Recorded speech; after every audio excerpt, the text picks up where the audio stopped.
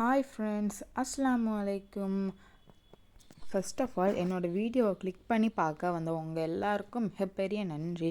ஏன்னா உங்களோட ப்ரிஷியஸான டைம் ஒதுக்கி என்னோடய வீடியோ பார்க்கறதுக்காக. நாம் இன்றைக்கி கொள்ளு கிரேவி எப்படி வைக்கிறதுன்னு தான் பார்க்க போகிறோம். வாங்க நம்ம எப்படி செய்கிறதுன்னு பார்த்துடலாம். இப்போது வெயிட் மிஷா நான் இன்றைக்கி லஞ்சுக்கு கொள்ளு கிரேவி செய்ய போகிறேன். அதுக்கு 100 கிராம் அளவுக்கு கொள்ளை ஊற வச்சுக்கலாம். உங்கள்கிட்ட வெயிட் மிஷின் இல்லைனா கூட பரவாயில்ல, உங்கள் வீட்டில் இந்த சின்னதாக ஒரு டம்ளர் வச்சுருப்பீங்கள 100 ml, அதில் கூட நீங்கள் ஒரு டம்ளர் போட்டு அதை நீங்கள் ஊற வச்சுக்கலாம். அதுவும் கிட்டத்தட்ட உங்களுக்கு 100 கிராம் அளவுக்கு தான் கொள்ளு இருக்கும். என்கிட்ட வெயிட் மிஷின் இருக்கிறனால தான் நான் யூஸ் பண்ணுறேன். உங்கள்கிட்ட இல்லைன்னா பரவாயில்ல, நீங்கள் அந்த டம்ளரே யூஸ் பண்ணிக்கலாம். இப்போது நான் 100 கிராம் அளவுக்கு மெஷர் பண்ணி எடுத்துக்கிட்டேன். இதை நான் ஒரு 10 to 15 மினிட்ஸ் அளவுக்கு நான் ஊற வச்சுக்க போகிறேன். நாம் இன்றைக்கி செய்ய போகிற டிஷ் பார்த்திங்கன்னா ஒரு வெயிட் லாஸ். 15 நிமிஷமாக ஊறின கொள்ளை நம்ம ப்ரெஷர் குக்கர் பண்ணி 4 to 5 விசில் விட்டு வேக வச்சு எடுத்துக்கலாம். நாங்கள் இப்போ பாருங்கள், கொள்ளு நல்லா நான் ஒரு 5 விசில் விட்டு எடுத்திருக்கேன். அது கையில் எடுத்து இப்போ நம்ம மெசிச்சு பார்த்தோம்னா அந்த தோல் தனியாக உள்ளே உள்ள மாவு நல்லா மசஞ்சிடணும் நம்ம கையிலையே.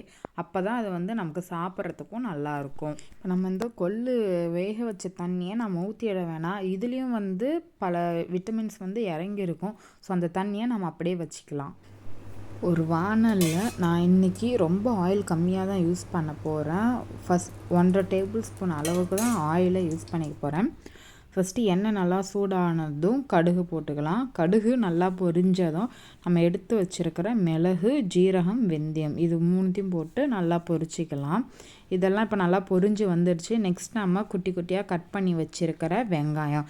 நான் இன்றைக்கி 2 மீடியம் சைஸ் வெங்காயம் தான் எடுத்திருக்கேன். அதை நல்லா பொடியாக கட் பண்ணி ஆட் பண்ணிக்கலாம். கொஞ்சம் நல்லா ப்ரௌன் கலரில் வரட்டும், அப்போ தான் நமக்கு டேஸ்ட் நல்லாயிருக்கும். இதை நம்ம ஆயில் கம்மியாக தான் யூஸ் பண்ணியிருக்கோம் அப்படின்றனால இதை நம்ம கொஞ்சம் சிம் டு மீடியம் ஃப்ளேமில் வச்சு தான் வதக்கணும். ரொம்ப ஹை ஃப்ளேமில் வச்சு வதக்கணும்னா நமக்கு இதாகிடும். இப்போ நான் ஒரு கட்டி பூண்டு உரித்து வச்சுருக்கேன், அதையும் ஆட் பண்ணிக்கலாம். நெக்ஸ்ட்டு கருவேப்பிலை, 2 பச்சை மிளகா கீறினது அதையும் போட்டு எல்லாம் நல்லா வதக்கி வச்சுக்கலாம். இப்போ பாருங்கள், நம்ம வெங்காயம் எல்லாம் நல்லா ப்ரௌன் கலரில் வதங்கி வந்துடுச்சு. நான் இது ஃபுல்லாகவே மீடியம் ஃப்ளேமில் தான் வச்சு வதக்கினேன், ஹை ஃப்ளேமில் வைக்கல. ஹை ஃப்ளேமில் வச்சோம்னா நமக்கு எல்லாமே கருகி வந்துடும். இப்போது தக்காளி ஆட் பண்ணிக்கலாம். இது ஒரு பெரிய தக்காளி எடுத்திருக்கேன், அதையும் போட்டு நல்லா வதக்கிக்கலாம். ஒரு லெமன் சைஸ் அளவுக்கு தான் நான் இன்றைக்கி புளி எடுத்திருக்கேன். அதை நல்லா ஊற வச்சு இந்தமாரி கரைச்சி எடுத்து வச்சுக்கிட்டேன். அதில் 1/4 ஸ்பூன் அளவுக்கு ஜீரகத்தூள், 1/4 ஸ்பூன் அளவுக்கு பெப்பர் தூள், 1 ஸ்பூன் அளவுக்கு மல்லி குழம்பு தூள் ஒரு 1/2 டீஸ்பூன் எடுத்திருக்கேன். உங்கள்கிட்ட இருந்தால் ஆட் பண்ணிக்கலாம், இல்லைனா விட்டுக்கலாம். காஷ்மீரி மிளகாய் தூளும் ஒரு 1/2 ஸ்பூனு போட்டிருக்கேன், வீடியோ எடுக்க மறந்துட்டேன். இது எல்லாத்தையும் போட்டு நல்லா மிக்ஸ் பண்ணிக்கலாம். இப்போது நமக்கு வெங்காயம், தக்காளி எல்லாமே நல்லா வெந்து வந்துருச்சு. நம்ம இப்போ மிக்ஸ் பண்ணி வச்சுருக்கிற அந்த புளித்தண்ணியை இதில் ஊற்றி நல்லா கொதிக்க வச்சுக்கலாம். புளித்தண்ணி ஊற்றுனதுக்கப்புறமா நாம் வேணுன்ற அளவுக்கு தண்ணி ஊற்றி குழம்பு கூட்டிக்கலாம். நான் இன்றைக்கி 1 டம்ளர் அளவுக்கு தான் தண்ணி ஊற்றியிருக்கேன். உங்களுக்கு எவ்வளோ வேணுமோ அதுக்கேற்ற மாரி சேர்த்துக்கோங்க.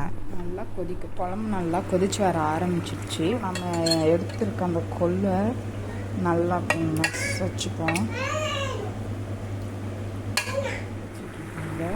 இப்போ நமக்கு குழம்பு நல்லா கொதிச்சு வர ஆரம்பிச்சிருச்சு.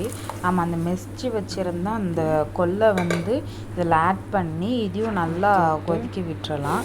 இந்த ஸ்டேஜில் நமக்கு உப்பு தேவைப்படுதா என்ன ஏதுன்னு பார்த்து டேஸ்ட்டுக்கு ஏற்ப நம்ம ஆட் பண்ணிக்கலாம்.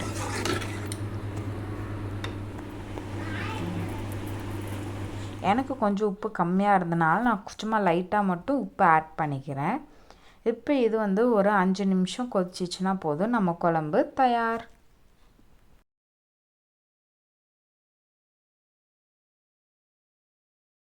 நான் வீடியோவில் சொல்லியிருக்கிற மாதிரியே நீங்கள் இந்த கொள்ளுகரையை வச்சிங்கன்னா உங்கள் வீட்டில் உள்ள எல்லாருமே உங்களை பாராட்டுவாங்க, எப்படி இவ்வளோ டேஸ்ட்டாக அந்த டிஷ் பண்ணேன்னு சொல்லிட்டு. இந்த மாதிரியான வீடியோ உங்களுக்கு ரொம்ப பிடிக்கும்னா மறக்காமல் என்னோடய சேனலை சப்ஸ்கிரைப் பண்ணிக்கோங்க. தேங்க்ஸ் ஃபார் வாட்சிங்.